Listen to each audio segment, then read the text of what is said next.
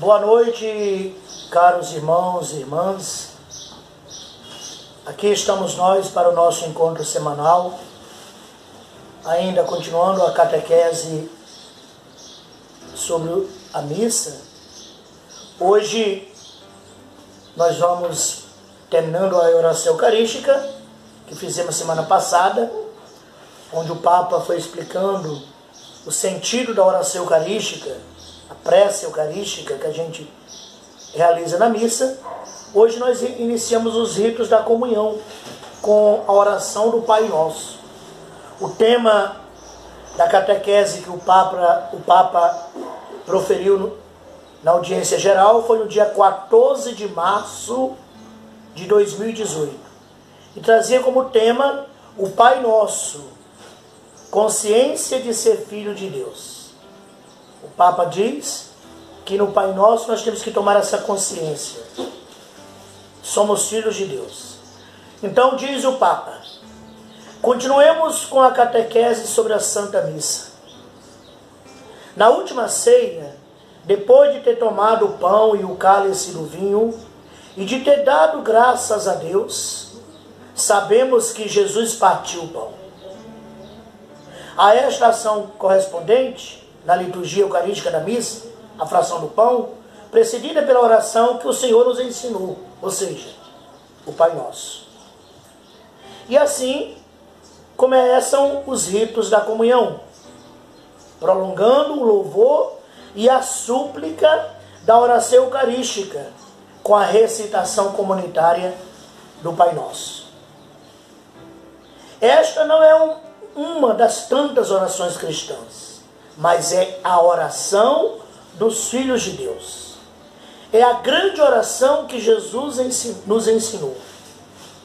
Com efeito, entregue a nós no dia do nosso batismo, o Pai Nosso faz ressoar em nós os mesmos sentimentos de Jesus Cristo. Quando rezamos o Pai Nosso, oramos como Jesus. Foi a oração que Jesus proferiu e que nos ensinou. Quando os discípulos lhe disseram: Mestre, ensina-nos a rezar como tu rezas. E Jesus rezava deste modo. É tão bonito rezar como Jesus.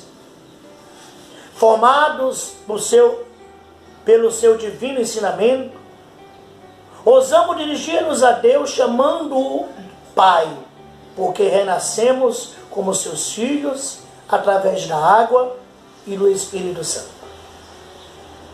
Na verdade, ninguém poderia chamá-lo familiarmente Abá, Pai, sem ter sido gerado por Deus, sem a inspiração do Espírito, como ensina São Paulo na carta aos Romanos, no capítulo 8, versículo 15. Devemos pensar: ninguém pode chamá-lo Pai sem a inspiração do Espírito Santo. Quantas vezes as pessoas dizem Pai Nosso, mas não sabem o que estão a dizer?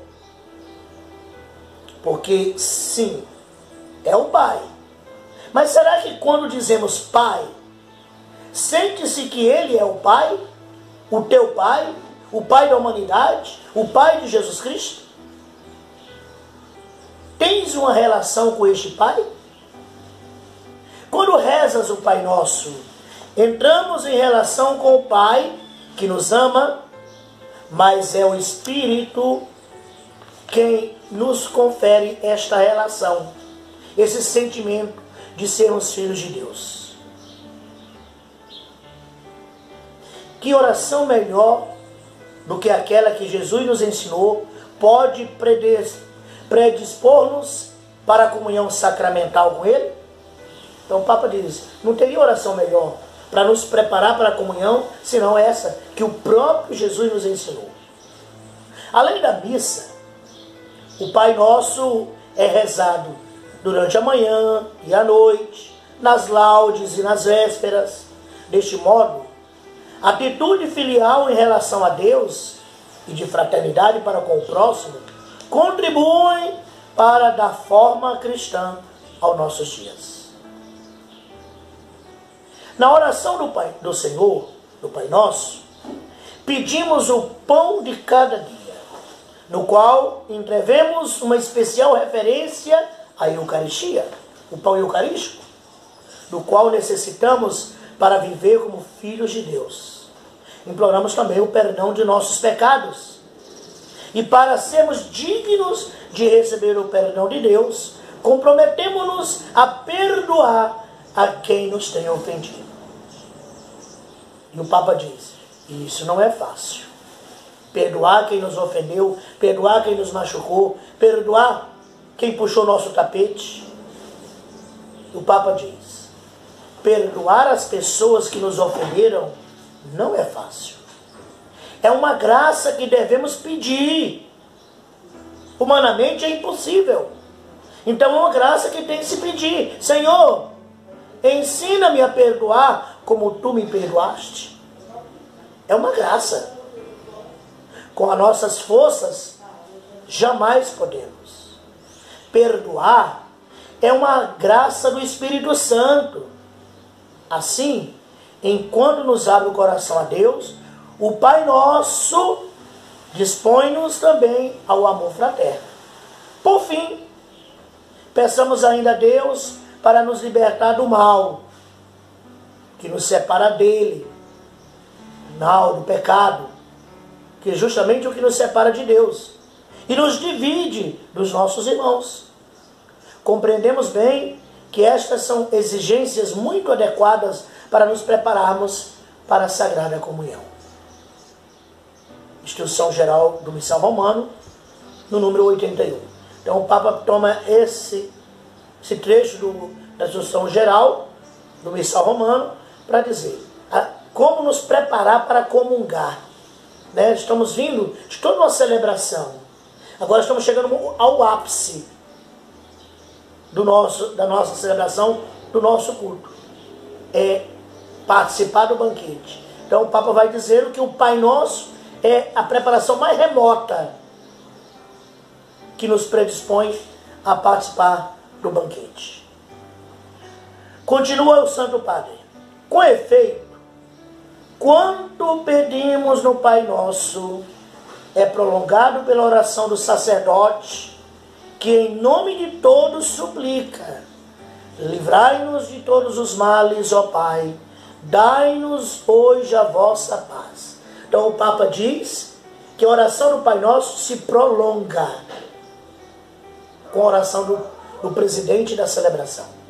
Então aquela oração, por isso que quando nós rezamos o Pai Nosso na missa, ao final não se diz amém. Por quê? Porque a oração se prolonga na boca do sacerdote. Mas do sacerdote que preside. Que tem alguns lugares por aí, até os padres têm mania de colocar o povo para fazer junto com ele. Não pode. A oração é estritamente presidencial. Só o sacerdote e o presidente. Se tiver vários padres concelebrando, não fazem junto com ele. Somente o presidente. É uma oração presidencial. O Papa diz que é um prolongamento da oração do Pai Nosso. Livrai-nos de todos os males, ó Pai, dai-nos hoje a vossa paz. E depois recebe uma espécie de selo no rito da paz. Aí agora o Papa vai dizer, terminada esta oração, o sacerdote presidente continua como uma espécie de um carimbo, que é a oração da paz. Em primeiro lugar, invoca-se de Cristo, que é o dom da sua paz. Tão diferente da paz do mundo. Faz crescer a igreja na unidade e na paz, segundo a sua vontade. Portanto, com um gesto concreto trocado entre nós, expressamos a comunhão eclesial e o amor recíproco antes de receber o sacramento. Então o Papa vai falar como que um selo, como que um carimbo, concluindo tudo isso, tem a oração da paz. Também feita somente pelo presidente da celebração. O sacerdote que preside. Não é por toda a Assembleia. Também os padres têm mania de botar o povo para fazer junto com eles. Oração da paz. né? Senhor Jesus Cristo, que disseste aos vossos apóstolos, eu vos deixo a paz. Não, essa oração é apenas do sacerdote. No final, nós damos checkmate. Amém? É um dos amém mais importantes da missa. Porque ali nós estamos concluindo a oração do Pai Nosso. A Assembleia termina, né? Nos predispondo. E aqui o Papa fala, no rito romano, a troca do sinal de paz, colocado desde a antiguidade, antes da comunhão, visa a comunhão eucarística. O Papa aqui está falando do abraço da paz. Duas coisas que eu queria chamar a atenção sobre o abraço da paz. Primeiro, expressar a minha tristeza, né, desse tempo de pandemia que nós estamos vivendo, de isolamento, de afastamento social. Nós estamos impedidos de realizá-lo. Aqui existe dois lados da moeda. Aqui existe o lado do cuidado social com o contágio do vírus coronavírus, né, do Covid, mas também há aqui por trás toda uma ideologia, uma doutrina de afastamento das pessoas. Tem criado também essa mentalidade, né, de falta de comunhão na igreja. E as pessoas já não sabem. Até porque o nosso abraço da paz, de abraço não tem nada, né? As pessoas mal seguram na mão da outra, nem olham no rosto, para dizer, a paz esteja contigo. Não, a paz esteja contigo, a paz esteja contigo, né? Muito formal, muito de qualquer jeito. Não expressa realmente o sentido que a igreja quer dar neste momento. Segundo a admoestação de São Paulo, não é possível, atenção, o Papa vai dizer, segundo São Paulo, não é possível comungar o único pão que nos torna um só corpo em Cristo, sem nos reconhecermos pacificados pelo amor fraterno. Então, o Papa vai lembrar que São Paulo vai dizer, na primeira carta aos Coríntios, no capítulo 10, versículos 16 e 17. Depois, capítulo 11, versículo 29, que não se pode comungar do corpo do Senhor se eu não estou em comunhão com meu irmão. Então você está intrigado, você está, né, fechado para o teu irmão, né, não se pode comungar. E é o que mais nós fazemos na igreja. Comungamos e não queremos nem ver a cara do outro, porque odiamos o outro. Não sei que comunhão é essa, mas São Paulo diz, a paz de Cristo não pode enraizar-se no coração incapaz de viver a fraternidade e de a reparar depois de ter ferido. O Papa vai dizer que a paz de Cristo não pode criar raízes em nós, num coração que é incapaz de viver a fraternidade, viver a comunhão com os outros. Uma pessoa na comunidade só cria cri-cri, só cria divisão, e não é capaz de reparar esta fraternidade que talvez foi quebrada, porque é normal na convivência dos irmãos acontecer, né, alguma ruptura. Eu me chateei, eu me magoei, ou magoei o outro, chateei o outro. Isso é normal da convivência. Como é que está a tua comunidade paroquial? Ah, está maravilhosa, todo mundo vive em harmonia, tudo, então está errado. Existe uma mentira aí. De duas uma. Ou você está mentindo, ou vocês não estão convivendo. Porque a convivência naturalmente cria desgastes. Porém, a nossa maturidade cristã nos faz superá-las. E em nome do amor, da fraternidade cristã, nós vamos superando isso no perdão, na reconciliação, corrigindo essas feridas, para que elas não fiquem a vida toda dentro da comunidade, sangrando e causando mal. Né? Infelizmente, nossas comunidades, aqui eu abro aspas, né? Coloco entre aspas, comunidades estão doentes, mas estão muito doentes pelo germe satânico da divisão, da ruptura, é o partidarismo dentro da igreja, duas facções, uma do lado do outro, competindo uma com a outra. Infelizmente nós estamos vivendo isso. E nós não admitimos. O pior de tudo é isso. O pior de tudo é isso. Quando é que eu vou conseguir fazer um tratamento para curar o meu alcoolismo? Não adianta a minha esposa dizer que a bebida faz mal. Não adianta as pessoas, minha mãe, não. Enquanto eu não tomar consciência o quanto que o álcool me faz mal, eu não vou pedir socorro. Enquanto eu não admitir que estou doente, eu não vou procurar o médico. Não adianta os outros dizer, padre, só tem que ir no médico, tudo. Mas se eu não tomar consciência, sou eu tenho que procurar o tratamento. Assim é nessa questão. Não adianta ficarmos dizendo, não existe isso não, padre. Não. Mentira. Mentira. Existe. E é profundo esta ruptura. Essa fissura que o diabo fez na comunidade, nós deixamos que fosse aprofundando. É como uma erosão. Começa um buraquinho pequeno na terra. Mas se não cuida de consertar aquilo ali, vai crescendo, crescendo. Nós não cansamos de ver na televisão, nos jornais, né, uma erosão em determinado lugar, onde o buraco já está tão grande que está chegando nas casas. Nas nossas relações vai criando isso. Uma coisinha boba que aconteceu entre duas pessoas da comunidade, que poderia ter sido consertada no perdão. Não, foi se deixando, e foi se abrindo. E a ruptura foi abrindo. E hoje, encontra o jeito que está. Uma erosão enorme, com consequências terríveis.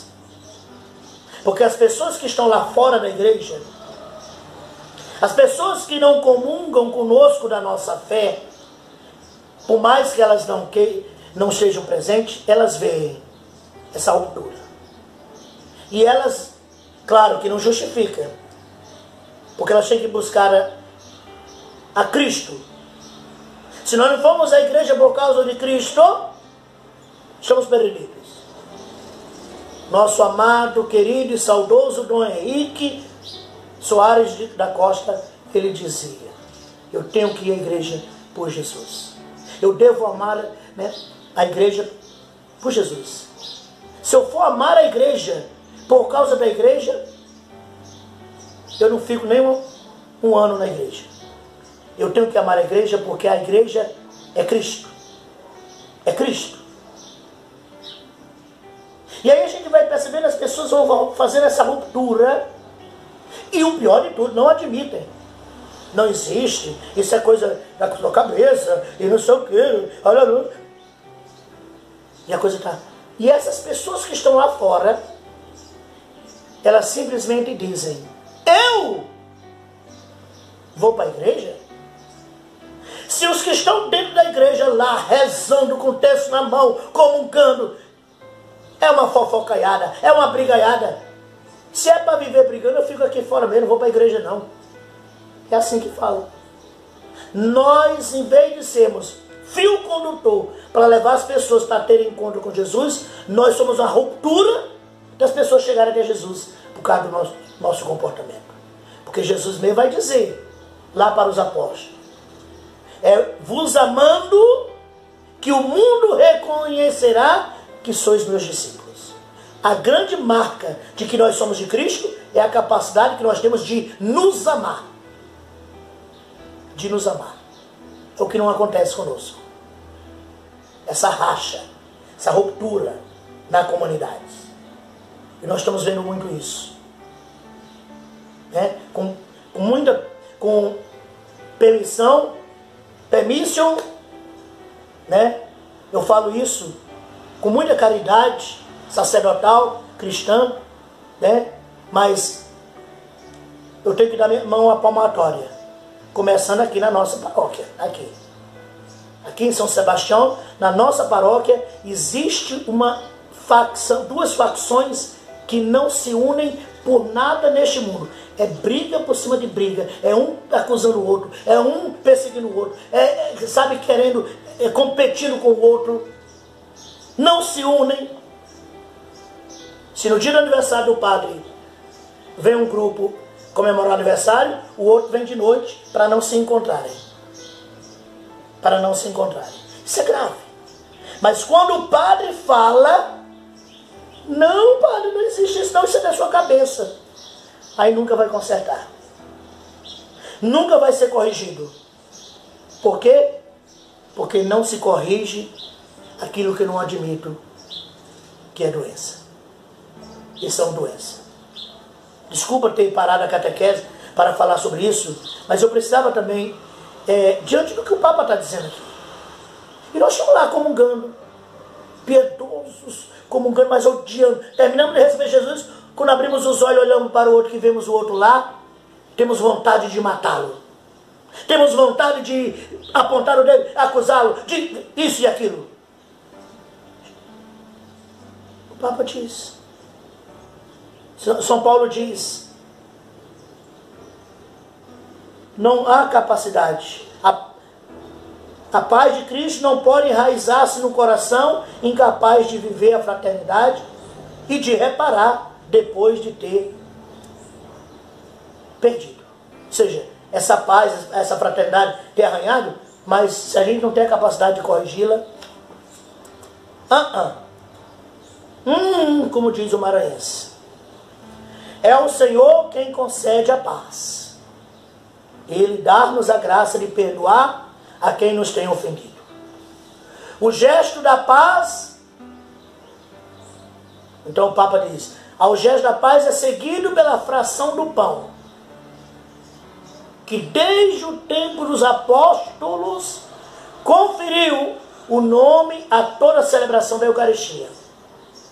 Como é que chamava a missa no início? Fração do pão. Fração do pão. Ceia do Senhor. Depois Eucaristia. E hoje chama-se missa. Né? Cumprido por Jesus durante a última ceia, partir o pão é o gesto revelador que permitiu aos discípulos reconhecê-lo depois de sua ressurreição. Recordemos os discípulos de Emaús, os quais, falando do encontro com o ressuscitado, narram como o tinham reconhecido ao partir o pão. Lucas 24, 30, 31 e 35. A fração do pão eucarístico é acompanhada pela invocação do Cordeiro de Deus. Ali, quando o padre pega o pão para fracioná-lo, começa-se o Cordeiro. Aliás, também já falei semana passada sobre isso, é um canto obrigatório na liturgia. Vou repetir. Cantos obrigatórios na missa. O Aleluia no aclamação evangélica. Com exceção da Quaresma, nunca pode faltar Aleluia na aclamação evangélica. O Santo e o Cordeiro. Esses três cantos são obrigatórios. Os outros, se não cantar, não tem problema. Mas esses três, nem que seja a dona Conigundes, desdentada, que não sabe nem cantar, Cordeiro, meu, mas tem que cantar. Dona Conigundes, lá, deve-se cantar, mesmo sem saber cantar. Né? Com a boca, né? Ela vai, nós temos que cantar o Cordeiro de Deus.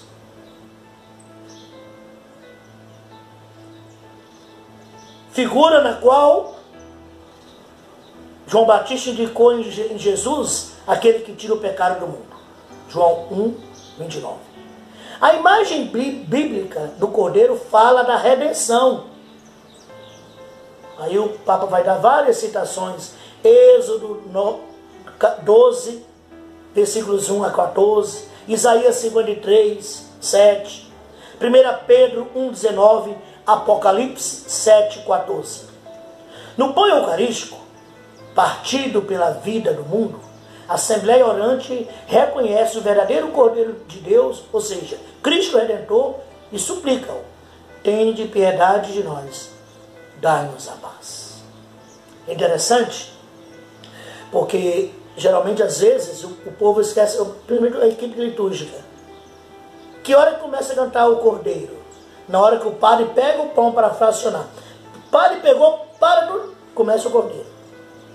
Às vezes, né, é interessante, as pessoas não sabem disso.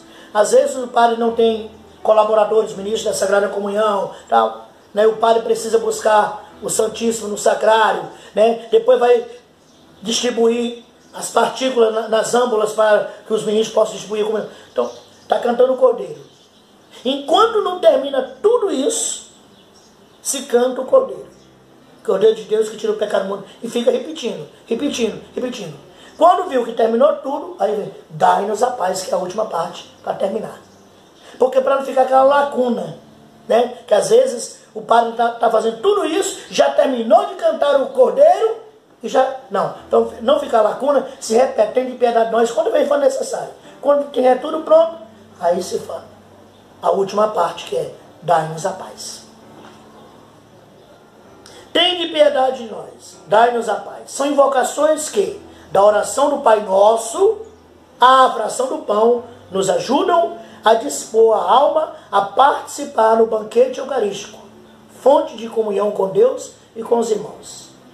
Não nos esqueçamos da grande oração a que Jesus nos ensinou, e que é a oração com a qual ele reza ao Pai. E esta oração prepara-nos para a comunhão. Então, irmãos, hoje, nessa quarta-feira, 21 de julho, nós concluímos mais essa parte da nossa meditação sobre a Santa Missa. Nós vamos terminar aqui com o Pai Nosso. Semana que vem, nós damos continuidade com o rito da comunhão, não, com a comunhão, porque o rito da comunhão começa com o Pai Nosso, né? Então nós vamos encerrar por aqui hoje. Quero agradecer a você que tem nos acompanhado, né? E esse material que nós estamos passando é para ajudar você.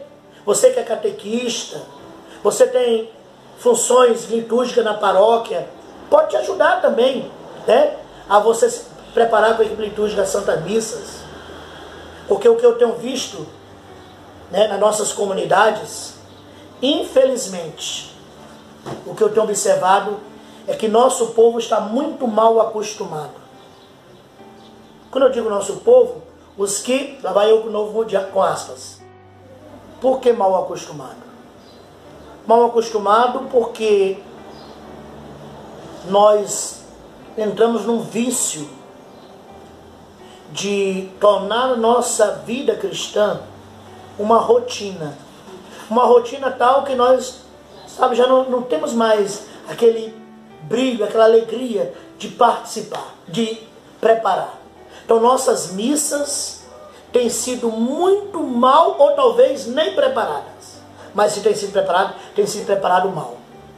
Me desculpa, aqui eu vou dizer uma coisa, não é para ferir ninguém, e nem para que a pessoa se sinta inibida, mas é para encorajar.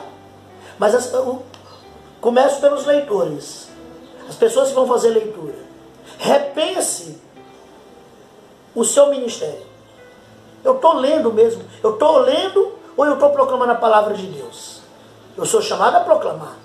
Mas as pessoas estão indo lá, sabe, começam a ler e não falam nada. Eu estou lá do lado dela, não entendo uma palavra que fala, imagine o povo. É uma falta de respeito, primeiro com Deus, segundo com o povo. Como é que eu vou numa missa, eu estou lá na assembleia, não entendo nada que o padre fala, nada que fala lá, eu não vou. Então nós temos que ter mais cuidado com isso. Nossas missas estão mal. Ah, porque eu estou na dúvida, não sei se o padre vai celebrar, que o padre fez cirurgia. Ah, vá tomar banho. Independente se o padre vai celebrar, temos que estar preparados. Preparar música, preparar leituras. Se tiver, maravilha. Se não tiver, não vou perder nada.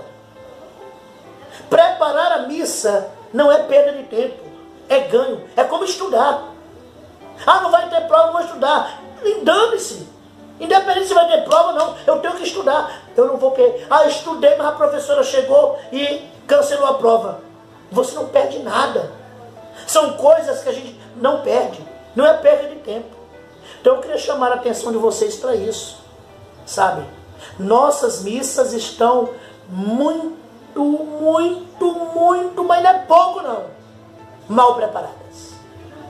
Músicas, leitores, acólitos, toda a equipe litúrgica. Temos pecado muito com isso, porque não temos preocupação. Eu já sei, eu estou na liturgia tem 5 anos. Não esqueça, toda missa é uma missa. Eu sou padre há 24 anos. E nem tão pouco, eu tenho que...